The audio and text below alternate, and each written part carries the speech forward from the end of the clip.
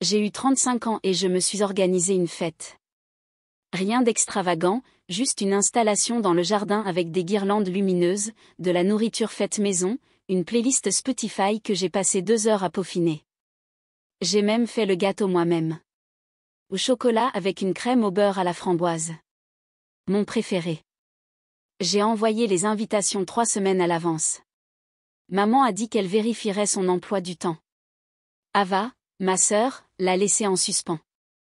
Papa n'a pas répondu du tout, mais j'imaginais qu'il viendrait. J'étais toujours celle qui se souvenait de leurs anniversaires, qui envoyait des fleurs, qui réservait des restaurants et écrivait des cartes sincères. Sûrement qu'il viendrait. À 19h, les bougies sur la table avaient fondu en moignant. À 20h, le guacamole avait viré au gris. À 21h, j'ai éteint la musique et j'ai tout emballé dans des Tupperware. Personne n'est venu. Pas un SMS, pas une excuse, pas un seul appel pour dire « je suis désolé ».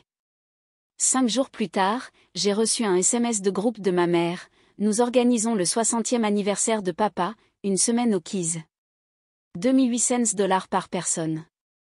Envoie-moi l'argent par Venmo. Pas de joyeux anniversaire. Pas de reconnaissance du fait qu'il m'avait complètement ignoré. Juste une facture. J'ai regardé le message pendant longtemps, les mots flous à cause de la rage qui serrait ma poitrine. Et puis j'ai fait la seule chose qui me semblait juste. Je lui ai envoyé 2$ avec un mot, félicitations. Ensuite, je suis allée à la porte, j'ai changé les serrures et j'ai bloqué tous les numéros de téléphone liés au sang. 3 jours plus tard, Ava a essayé d'accéder au fonds d'urgence commun. Celui auquel j'avais contribué mois après mois, pendant qu'il me traitait d'égoïste et disait que je ne participais jamais vraiment. Bloqué.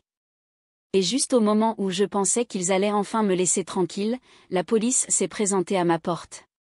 Madame, nous avons reçu un signalement indiquant que vous êtes portée disparue. Votre famille a dit qu'elle s'inquiétait pour votre sécurité.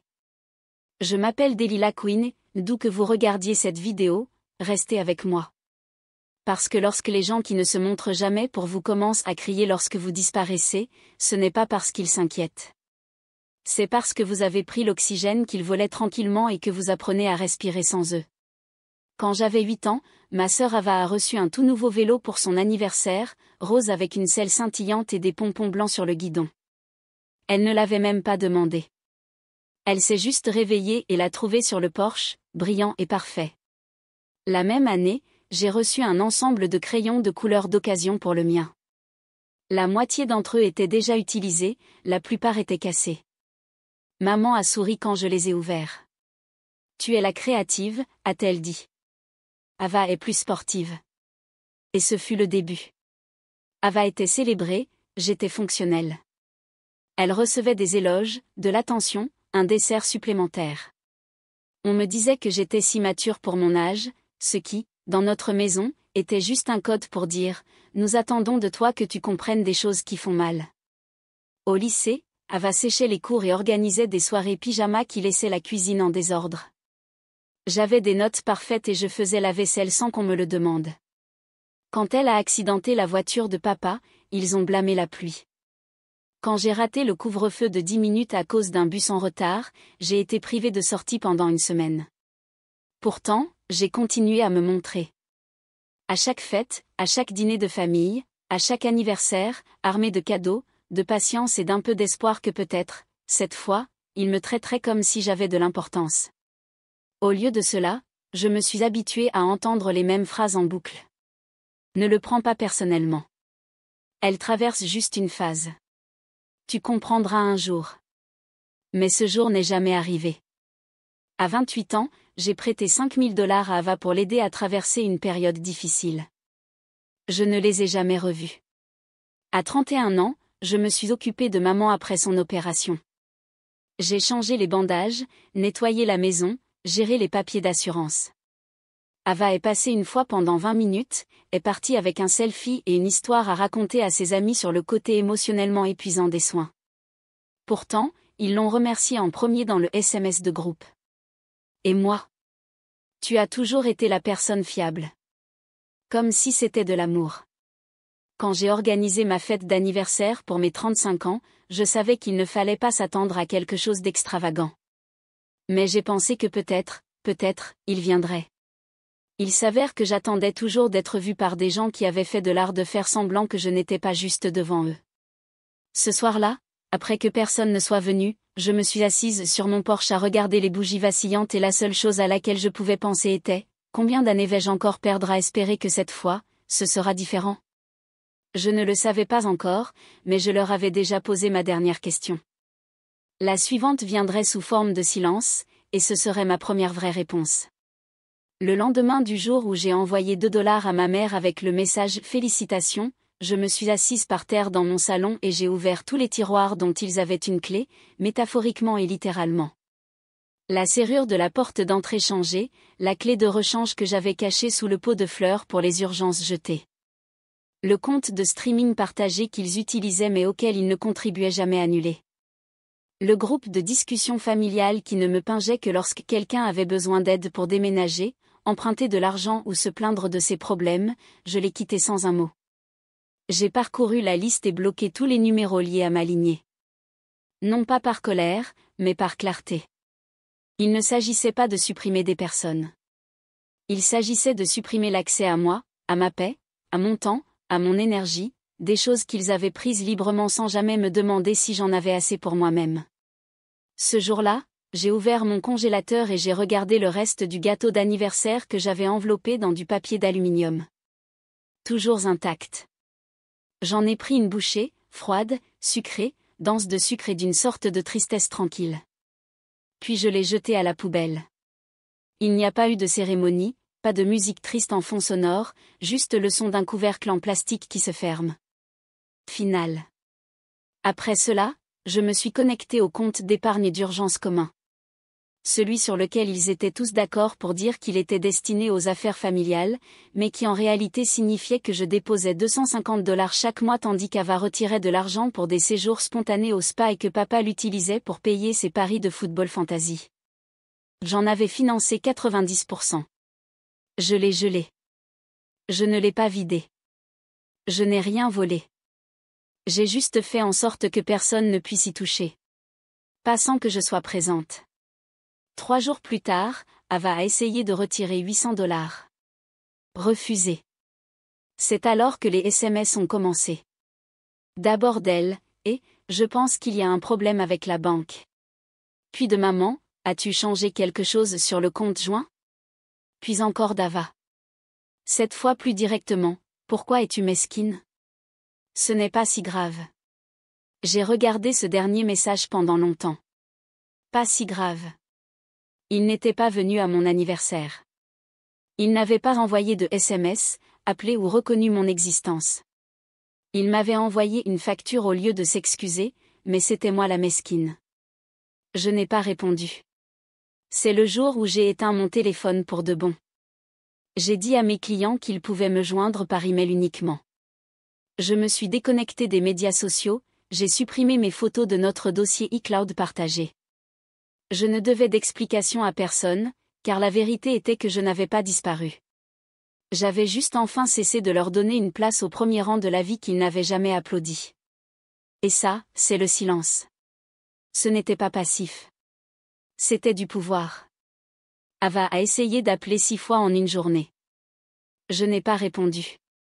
Elle a laissé un message vocal. Sa voix douce, fausse et juste assez tendue pour me faire savoir qu'elle était en colère mais essayait de paraître préoccupée. Salut d'elle, je prends juste des nouvelles. Je ne sais pas ce qui se passe avec le compte joint, mais je suppose que c'est un pépin. On se parle bientôt. D'accord? Je n'ai pas rappelé. Je n'ai pas expliqué, car voici ce qu'ils n'ont jamais compris, je ne demandais jamais d'attention, je demandais du respect. Et lorsque vous cessez de donner aux gens votre travail, votre argent, votre énergie, votre trousse de premiers soins émotionnels, ils ne pleurent pas la relation. Ils pleurent la perte de votre utilité. Je l'ai vu se dérouler comme un film. D'abord la confusion, puis l'inquiétude, puis l'irritation, puis la crise de nerfs totale. À la fin de la semaine, ma mère m'a envoyé un email, nous sommes une famille. Nous ne nous ignorons pas comme ça. J'ai presque ri. Ils ne m'ont pas ignoré. Ils ont zappé mon 35e anniversaire comme si de rien n'était. M'ont envoyé une facture 5 jours plus tard. N'ont pas envoyé un seul message pour me demander si j'allais bien. Mais maintenant que le distributeur automatique est hors ligne, maintenant nous sommes une famille. J'ai laissé l'email sans réponse. Et c'est alors qu'ils ont fait la chose la plus dramatique de toutes. Ils ont signalé ma disparition. C'est presque impressionnant, d'une certaine manière, le saut qu'ils ont fait de « tu es dramatique » à « tu as disparu ». 3 jours après que j'ai bloqué tout le monde, 2 officiers en uniforme se sont présentés à ma porte. Je l'ai ouverte en pyjama, tenant une tasse de thé. Mademoiselle Quinn, nous avons reçu un signalement de votre famille indiquant que vous pourriez être portée disparue. Ils ont dit que vous étiez injoignable et qu'ils s'inquiètent. J'ai cligné des yeux. Je ne suis pas portée disparue, ai-je dit. J'ai juste arrêté de répondre aux gens qui me blessent. Ils se sont regardés comme s'ils n'étaient pas sûrs de ce qu'il fallait faire de ça. Je les ai invités à entrer, leur ai montré les photos d'anniversaire, les bougies allumées, la nourriture intacte, leur ai montré le SMS demandant $2800, les appels bloqués, le message Venmo, les reçus. L'un des officiers a en fait soupiré. Honnêtement, on dirait qu'il n'apprécie tout simplement pas que vous coupiez les ponts. J'ai hoché la tête. Ils se sont excusés pour le dérangement et sont partis. Et ce soir-là, j'ai posté une photo de moi, les cheveux enveloppés dans une serviette, un livre sur les genoux, une tasse à la main. Légende, pas disparu, juste indisponible. Pas de nom, pas de drame, pas de hashtag.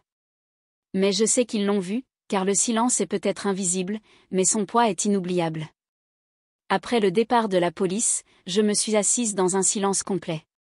Pas le genre gênant, pas le genre qui vous démange la peau de solitude. Ce silence était mérité, comme une paix qui attendait son tour depuis des années. Les officiers étaient partis avec leurs petits bloc-notes et leurs hochements de tête polis.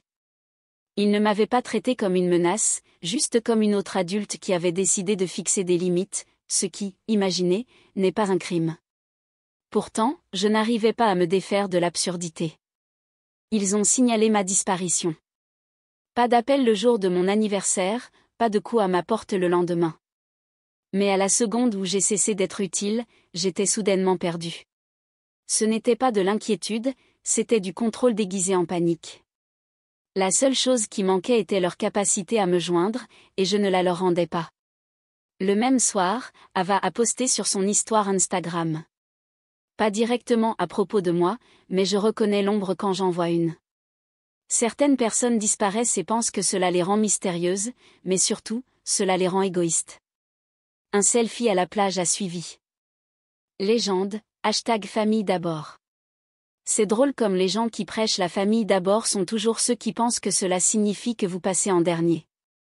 Je n'ai pas répondu, je n'ai pas fait de capture d'écran, je m'en fichais, car j'avais ma propre version de la réalité. Et pour la première fois, je ne la modifiais pas pour le confort de quelqu'un d'autre. Au lieu de cela, je suis allée en thérapie. J'ai commencé par une séance par semaine. Puis 2. J'ai déballé des choses que je n'avais pas dites à haute voix depuis des années. Comment je me sentais toujours comme une invitée dans ma propre famille. Comment être gentille signifiait être silencieuse. Comment Ava pouvait gâcher un anniversaire et être quand même celle à qui on offrait un cadeau. Ma thérapeute m'a regardée après une séance particulièrement difficile et m'a dit « Tu n'étais pas difficile. Tu étais juste honnête dans une famille qui préférait le déni. » Cette phrase est restée gravée en moi. J'ai commencé à l'écrire sur des post-it et à les coller sur mon réfrigérateur, mon miroir, mon ordinateur portable. C'est devenu mon hymne. Je n'étais pas portée disparue. J'en avais fini. Fini de mendier des miettes. Fini d'interpréter le silence comme quelque chose que je devais réparer. Fini de jouer la fille fiable pendant qu'il prenait et prenait jusqu'à ce que je disparaisse dans le décor. Et voici le meilleur. Plus ils paniquaient, plus je devenais calme, car j'ai réalisé que la seule chose qui leur manquait était la version de moi qu'ils pouvaient culpabiliser pour qu'elle reste. Maintenant qu'elle était partie, il ne leur restait plus rien à manipuler, juste leur propre écho. Sans moi, ils ont commencé à déraper, tranquillement puis d'un seul coup. Je ne l'ai pas vu de mes propres yeux, bien sûr, je n'étais pas là, mais la nouvelle s'est répandue. Les gens parlent, surtout quand la personne sur laquelle ils avaient l'habitude de s'appuyer se tait soudainement. Cela a commencé avec Ava. Elle a essayé de réserver le voyage d'anniversaire à $2800 sans consulter personne. Ma mère a supposé que je contribuerais comme toujours. Quand je ne l'ai pas fait, ils étaient à court d'argent. Les hôtels ont été déclassés. Le dîner surprise sur un yacht est devenu une location au bord d'un lac avec du vin en boîte et des couverts en plastique. Les fissures étaient subtiles au début. Petit coup bas, plainte murmurée, mais je n'étais pas là pour faire la médiation. Et c'est alors que les blâmes ont commencé. Ava a accusé maman de mal gérer les choses. Maman a répliqué en disant qu'Ava était comme son père. Papa, le lâche silencieux qu'il avait toujours été, est sorti au milieu du dîner et n'est pas revenu avant minuit. J'ai appris tout cela d'une cousine éloignée qui m'a appelé de nulle part. Delila, tu vas bien? C'est le chaos ici sans toi. Cette phrase a fait quelque chose d'inattendu. Elle ne m'a pas fait culpabiliser. Elle m'a fait sentir vue, car pendant toutes ces années, on m'a traité de dramatique, d'égoïste, d'exagéré. La vérité était que je tenais toute la maison avec des sacrifices silencieux. Et maintenant que j'avais arrêté, le poids retombait exactement là où il devait être. Ils ont essayé de faire comme si j'étais invisible. Remplaçable. Mais quand la colle disparaît, les choses ne se plient pas. Elles se cassent. Pendant ce temps, j'ai recommencé à respirer. Une vraie respiration. Profonde dans les poumons, dans le ventre. Pas de serrement dans la poitrine. Je suis allée en thérapie 2 fois par semaine, j'ai recommencé à écrire, j'ai fait de longues promenades au coucher du soleil, le téléphone en mode ne pas déranger, non pas parce que j'évitais quelqu'un, mais parce que personne ne restait qui valait la peine de répondre. J'ai lancé une petite entreprise de design dans ma chambre d'amis. Je l'ai nommée d'après une phrase que ma grand-mère avait l'habitude de dire, construis doucement, vis fort. Les clients ont commencé à affluer. Les commentaires étaient gentils. Les paiements arrivaient à temps. Et surtout, personne dans ma boîte de réception ne me demandait de régler un problème familial que je n'avais pas créé. J'ai ri davantage. J'ai dormi plus profondément. Je me suis souvenu du son de mon vrai rire, pas celui que j'utilisais pour adoucir l'atmosphère, celui que j'utilisais comme arme pour maintenir la paix. Celui-ci était réel. Et pour la première fois de ma vie, je ne devais d'explication à personne pour ma joie. Je ne manquais pas à leur monde. Ils n'avaient tout simplement jamais imaginé une version de moi où j'arrêtais de demander des restes et commençais à construire des banquets. J'étais toujours là, toujours vivante, toujours florissante, mais plus disponible pour soutenir une maison qui s'effondrait. Je ne l'ai pas incendiée. C'était un mercredi soir quand j'ai écrit la lettre. Pas de musique dramatique, pas d'orage en arrière-plan, juste moi pieds nus en pantalon de survêtement, un verre de vin sur la table et une douleur dans la poitrine que je n'avais pas encore tout à fait nommée. Je n'avais pas prévu de l'écrire. C'est juste sorti comme une purge, comme quelque chose qui attendait derrière mes côtes depuis trop longtemps. La première ligne était simple, voici tout ce que je n'ai jamais dit à haute voix. Puis vint le déluge. J'ai écrit sur la fête d'anniversaire à laquelle personne n'est venu. Sur le fait d'être assise seule à cette table pendant que les bougies se consumaient et que le gâteau restait intact. Sur le fait d'attendre, toujours d'attendre que quelqu'un envoie un texto, je suis désolée. J'ai écrit sur Ava. Comment je l'enviais autrefois, non pas pour l'attention, mais pour la facilité avec laquelle on lui donnait de l'amour. Comment elle n'avait jamais eu à demander de la douceur.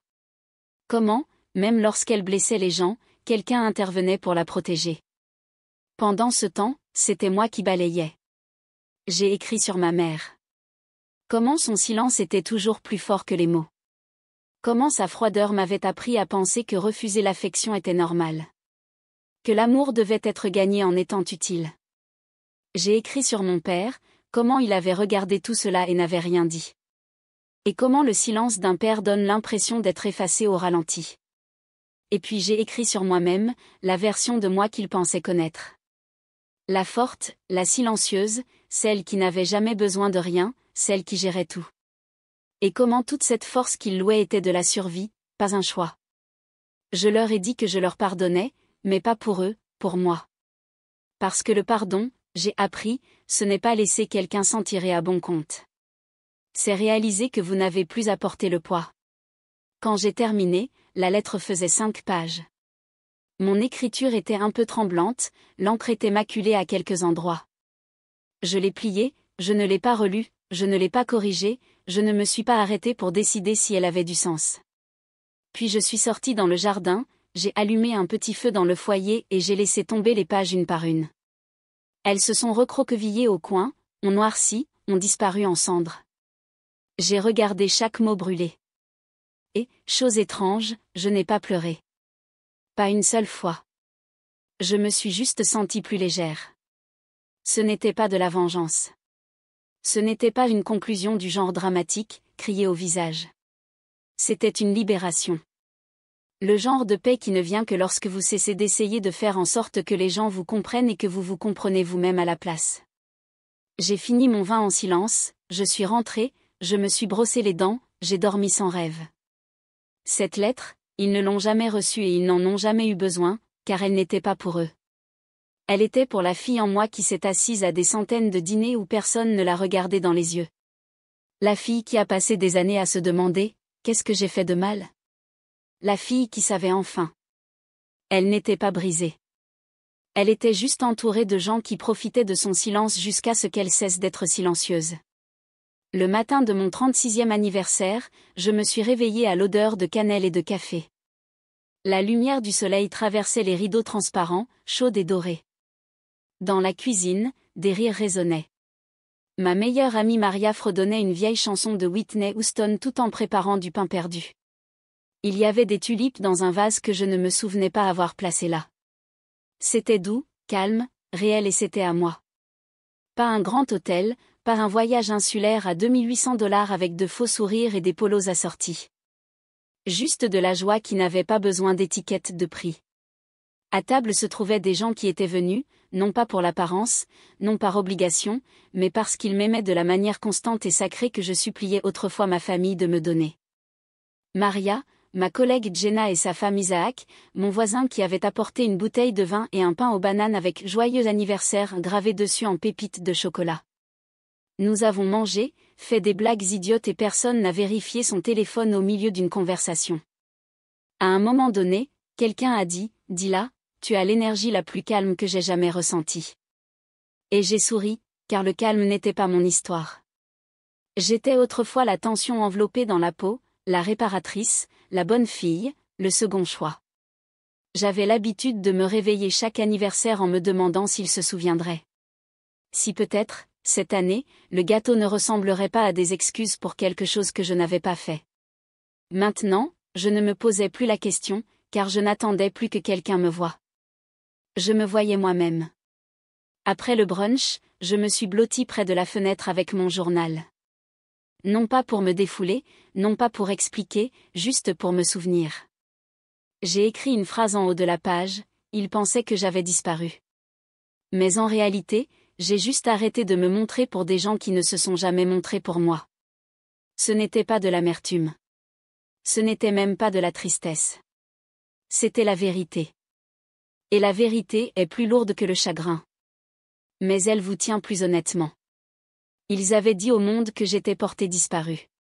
M'avaient dépeinte comme malade, instable, distante. Mais je n'étais pas portée disparue. J'étais indisponible. À la manipulation, à la culpabilité, au fait d'être utilisée comme une pile de rechange dans le tiroir à bric-à-brac. Ce qui leur manquait, ce n'était pas moi. C'était la version de moi qui absorbait leur chaos, payait les factures qu'ils oubliaient, se présentait aux fêtes auxquelles j'étais invitée et applaudissait les gens qui ne m'applaudissaient jamais en retour. Leur main-d'œuvre gratuite leur manquait. Leur bouc émissaire leur manquait. La colle leur manquait. Mais moi, il ne me manquait pas. Parce que ce que j'ai appris, c'est que la paix n'est pas quelque chose que l'on gagne en étant suffisamment petit pour s'intégrer dans la zone de confort des autres. La paix est quelque chose que l'on revendique, que l'on protège et autour de laquelle on construit des murs si nécessaires. Ce soir-là, j'ai allumé une bougie pour moi-même. Pas de gâteau, pas de chant, juste moi sur mon balcon sous les étoiles, enveloppé dans une couverture de ma propre fabrication. Et en regardant la flamme vaciller, j'ai murmuré à personne, « Joyeux anniversaire, Delilah. Tu as réussi. » Non seulement à 36 ans, mais à l'autre.